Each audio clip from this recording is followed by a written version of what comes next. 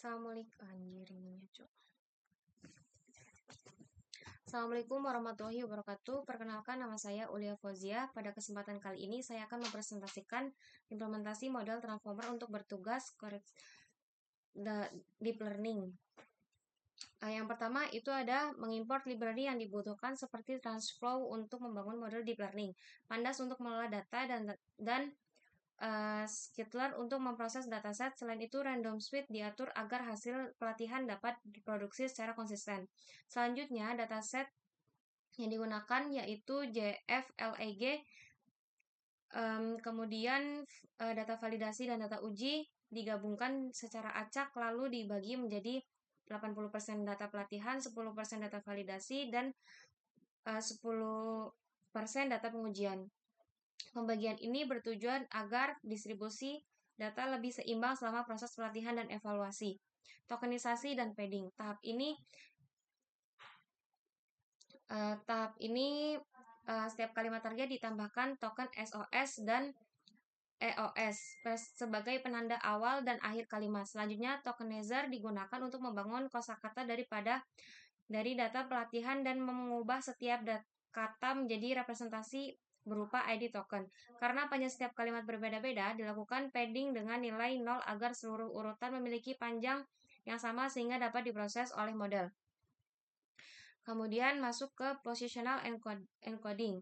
Transformer tidak memiliki mekanisme bawaan untuk mengenali urutan kata. Oleh karena itu digunakan positional encoding, yaitu representasi yang ditambahkan ke embedding kata agar model mengetahui setiap kata dalam kalimat. Dengan mekanisme ini, model dapat memahami hubungan antara kata berdasarkan urutannya tanpa menggunakan arsitektur berulang seperti RNN atau LSTM.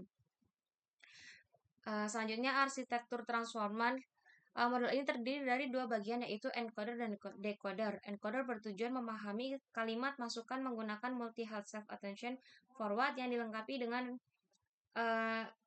residual connection dan dropout. Sementara itu, decoder menghasilkan kalimat hasil koreksi.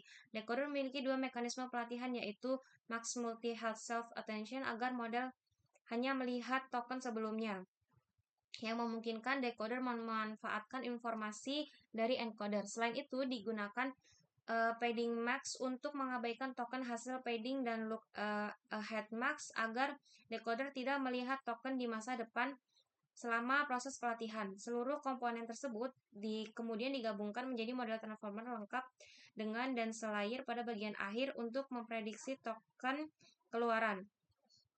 Kemudian pelatihan model yaitu pada percobaan 1 dan 2, performa model masih sangat rendah meskipun jumlah effort ditingkatkan. Hal ini menunjukkan bahwa menambahkan effort saja tidak cukup tanpa pengaturan hypermeter yang tepat. Performa mulai meningkat itu pada bagian percobaan ketiga setelah diterapkan beberapa teknik, yaitu ada learning rate schedule dengan warm labor, smoothing untuk mengurangi overdance model, serta gradient clipping agar proses pelatihan stabil. Dan hasil terbaiknya diperoleh pada pelatihan ke-7. Karena di pelatihan ke-7 ini menggunakan 3 layer, yaitu learning rate yang lebih kecil serta wake delay, sehingga mampu memberikan keseimbangan terbaik dan kompleksitas model dan performa. Di sini menghasilkan akurasi sebesar 0,48%. Dan evaluasi dan informasi pelatihan. Setelah pelatihan selesai, model dievaluasi menggunakan data pengujian yang belum pernah dilihat sebelumnya. Evaluasi dilakukan menggunakan metrik tes, loss, dan tes akurasi. Selanjutnya, fungsi predi digunakan untuk melakukan inferensi, yaitu menghasilkan kalimat yang telah dikoreksi. Pada percobaan ke-7 ini, hasil koreksi yang dihasilkan model terlihat lebih akurat, lebih alami, dan lebih mendekati kalimat referensi dibandingkan dengan percobaan-percobaan sebelumnya. Oke, pada kesimpulan dari perbandingan percobaan tersebut, setiap perubahan konfigurasi mempengaruhi performa model transformer. Model dasar pada percobaan pertama dan kedua menghasilkan performa rendah, menunjukkan bahwa penambahan EPO saya tidak cukup. tanpa pengaturan hypermeter yang tepat.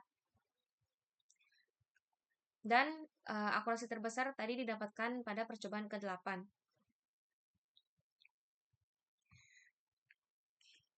Secara keseluruhan, penelitian ini menunjukkan bahwa keberhasilan model transformer tidak hanya ditentukan oleh jumlah epos, tapi juga oleh kombinasi hypermeter dan teknik optimasi yang tepat dari 8 percobaan yang dilakukan. 7 percobaan yang dilakukan. Sekian dari presentasi saya. Wassalamualaikum warahmatullahi wabarakatuh.